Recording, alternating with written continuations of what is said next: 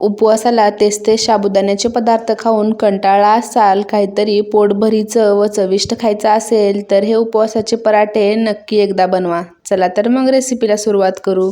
Recipe सुरू करण्याअगोदर हिरवी मिरची व जिरे घालून एक वाटण बनवून ठेवायचं. मी इथे 2 उकडलेले बटाटे घेतलेले आहेत. बटाटे बारक्या खिसणीने छान खिसून घ्यायचं. यामध्ये अजिबात गुठळ्या होऊ द्यायच्या नाही.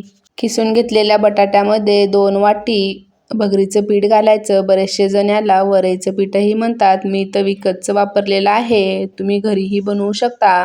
त्यामध्ये चवीनुसार उपवासाचं मीठ व बनवून घेतलेलं हिरव्या मिरचीचं 2 चमचे वाटण घालायचं. वाटण तुम्ही तुमच्या आवडीनुसार कमी जास्त घालू शकता.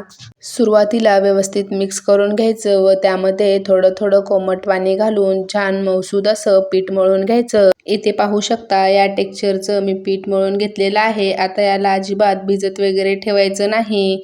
छोटासा पिठाचा गोळा घ्यायचा, त्याला कोरडं पीठ लावून अगदी हलक्या हाताने पराठा लाटून घ्यायचा. याची डिटेल्ड रेसिपी चॅनलवर आहे. फोटो खालच्या त्रिकोणावर टच करून पाहू शकता. लाटलेला पराठा अगदी मोठ्या गॅसवर सुरुवातीला भाजून घ्यायचा. वरची साईड कोरडी झाली की परत पलटवून दोन्ही साईडने छान खरपूस भाजून घ्यायचं. भाजल्यानंतर त्याला तेल लावून परत 1 मिनिटभर भाजायचं. अगदी टम्म फुगलेला हा असा उपवासाचा पराठा बनतो. जर तुम्ही वर्किंग असाल व तुमचा उपवास असेल तर हा असा पराठा बनवून घेऊन जाऊ शकता. एवढंच करायचं की जशी आपण घडीची पोळी बनवतो त्या पद्धतीने हा पराठा बनवून घ्यायचा. अगदी दिवसभरही तो तसाच मऊ लुसलुशीत राहतो.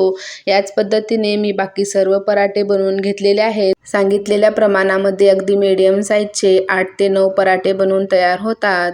आता या पराठ्यासोबत खाण्यासाठी मसाला दही बनवूया. इथे मी हिरव्या मिरचीचं व जिऱ्याचं वाटण 2 चमचे मिक्सरमध्ये तसंच ठेवलेलं होतं. त्यामध्ये 4 चमचे शेंगदाणे घातले.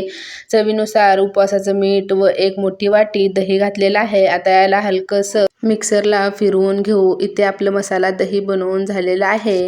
अगदी कमी तेलकट, चविष्ट, पोटभरीचे असे हे उपवासाचे पराठे बनवून तयार झालेले आहेत. चला तर मग व्हिडिओला इथेच एंड करते. व्हिडिओ आवडला असेल तर व्हिडिओला लाईक करा, चॅनलला सबस्क्राईब करा.